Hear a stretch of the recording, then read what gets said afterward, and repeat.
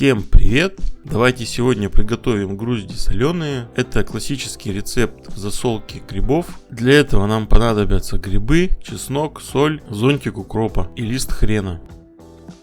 В банку будем складывать вымытые грибы. Каждый слой будем солить из расчета 100 грамм на 1 килограмм грибов. Также в банку поместим чеснок, хрен и зонтики укропа. Как видите, в каждый слой грибов я добавляю соль. Вообще грибы — это великолепный источник белка. Кроме этого, грузди являются кладовой полезных для организма микроэлементов. В них содержатся и железо, и молибден, и серебро, и цинк, и медь, и кобальт. Например, грузди тормозят развитие туберкулезной палочки. Гриб применяет при лечении почечных болезней и выведении камней. Также гриб используют в лечении психических расстройств, алкоголизма и потери памяти. После того, когда вы банку заполните, нужно поставить гнет. Солить можно, как я, в банках или в кастрюле.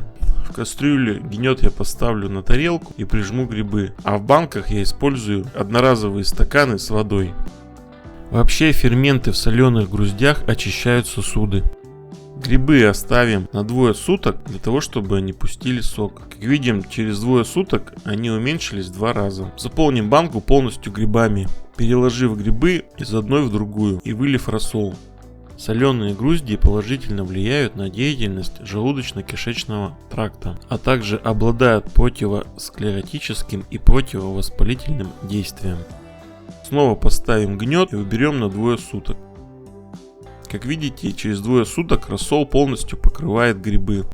Соленые грузди нужно употреблять по 200-300 грамм пару раз в неделю. При этом их нужно смешивать с растительным маслом и репчатым луком. Закроем банку капроновой крышкой и уберем в холод. Через 40 дней грибы будут готовы. Основное условие хранения — это грибы должны быть полностью в рассоле. Ставьте лайк, подписывайтесь на канал Рецепты на выбор, делитесь с друзьями в социальных сетях, нажимайте на колокольчик. Всем пока, до новых встреч!